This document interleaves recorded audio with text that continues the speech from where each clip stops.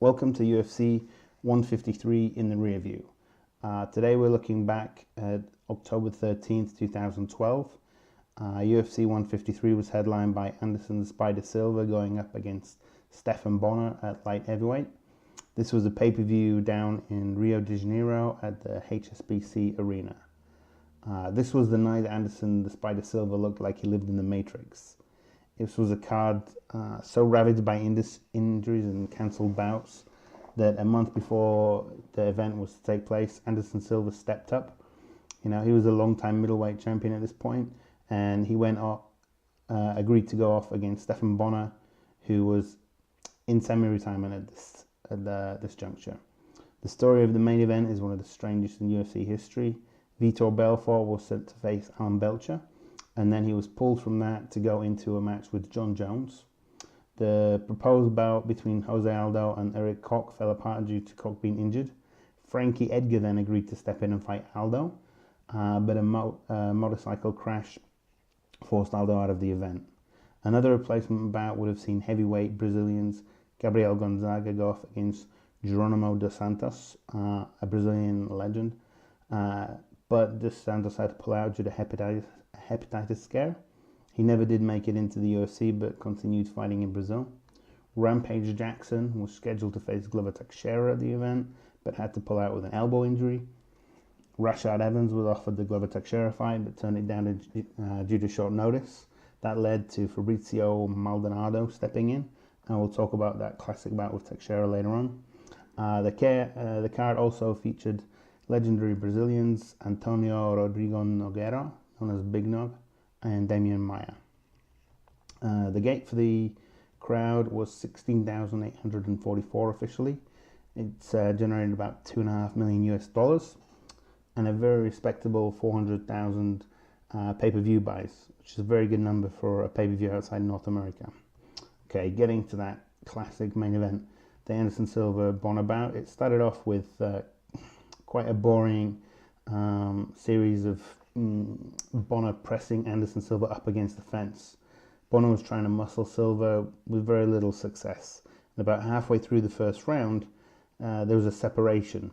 Silva had his back against the cage and Bonnar started throwing, and Silva was making him miss. Anderson got his back off the cage, pushed Bonnar away, and then in one of the strangest decisions went back to the fence, put his back against the fence, and kind of encouraged Bonnar to come onto him. At the time I was very confused by this. It seemed like a very stupid move, but what followed was magical. He invited Bonnar to attack him, countering with punches, sidestepping a spinning back kick. After another short clinch, Bonnar threw another combination, and to Bonnar's credit, he was throwing in bunches of 4 or more. He wasn't making it easy for Silva, but Spider was dodging them or rolling with the ones that did connect. And Bonnar might never have been the biggest puncher, but he was 6'4" and a natural light heavyweight. Turned out after the fight that he'd been juicing as well in his semi-retirement.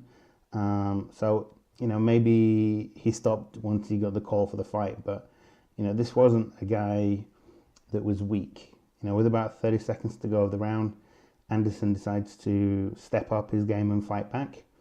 He tripped Bonnar, and as Bonnar kind of stumbled getting away, Anderson caught him with a punch, and then he collapsed him with a beautiful knee to the chest. This was a MMA god in his prime. I was a happy man because in the week of the fight, my firstborn took his first steps. So it was a very exciting week for me in a personal life. And then just watching this display, I know many people would disagree with me, but for me, this was Anderson's best display. It was shocking that it was his last win. That's from 2012, so roughly 4.5 years ago, let's say, or 4 years and 3 months. He's going to face Derek Brunson at UFC 208, so that could change. But if that does turn out to be his last win as an MMA fighter, it's a hell of a memorable one. Anderson then went on and lost 2 bouts to Chris Weidman. Obviously the second bout that he lost due to the broken leg, somewhat of a freak accident. He did beat Nick Diaz before it was overturned. The less we say about that, the better. He lost to Michael Bisping and then lost to DC again stepping up to light heavyweight as a late replacement. Bonnar went to Bellator, engaged in some very strange wrestling style promotion and angles before losing to Tito Ortiz. He is a Hall of Famer in the UFC for his fight and the Tough One finale. Dana White attributes a lot of the early success to that night. Sadly for Bonnar, that was a losing effort as well. The co-main event saw Big Nog armbar Dave Herman.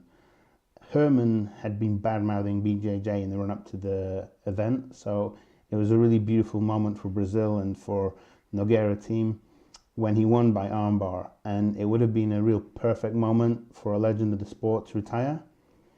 But Nog fought on and lost three more times. Herman lost once more in the UFC before leaving. After he left, he won his next bout, but he hasn't fought since because of maybe because of an incident with the police in 2015. Glover Teixeira beat Fabio Maldonado in an absolute brutal war. It was a very engaging fight for the fan, I believe. And, you know, there's a lot of respect for Maldonado among MMA fans because of his fighting style. You know, since he left the UFC, he's boxed twice and won. He also fought, for many people, the greatest of all time at heavyweight, Fedor Emelianenko in Russia. A match that he officially lost, but many people would say that he won that. You know, probably if that wasn't in Russia, he would have won. You know, and I think for Glover Teixeira, you know, he's been on a good run. He got a title fight against John Jones, but last time out, he got viciously KO'd by Anthony Johnson. He goes up against Jared Cannonier at UFC 208, and let's see if he can get his career back on track. Also on the card, John Fitch beat Eric Silva in the fight of the night. He's since moved on to World Series fighting. He became their welterweight champion. Eric Silva remained in the UFC, winning 5 and losing 4 since the bout. Phil Davis had a rematch with Wagner Prado on the card. Their first fight ended due to Davis poking Prado in the eye. Davis won down in Brazil via anaconda choke. Prado lost once more in the UFC before being cut. He's since won his last 4, but hasn't fought in over a year. In a time when the light heavyweight division is looking light, I'm surprised that he hasn't got a call to come back to the UFC. Davis moved over to Bellator. He's won all 4 of his fights there, and now he's the light heavyweight champion. Damian Maia also beats Rick Story on the night. Rick Story's gone 5-3 since their bout, while Damian Maia is waiting for a welterweight title shot after winning 6 fights in a row. There is talk of him facing off against Nick Diaz, maybe even Masvidal, but most likely for Maia, if you're Damian Maia, it's better to sit out and wait for the winner of Wonderboy and Woodley too. 2 notable fighters on the card, or who've had notable careers since, were both Brazilian. Francisco Ronaldo, who's gone on 10-2 since the card. He's currently on a 7-fight win streak.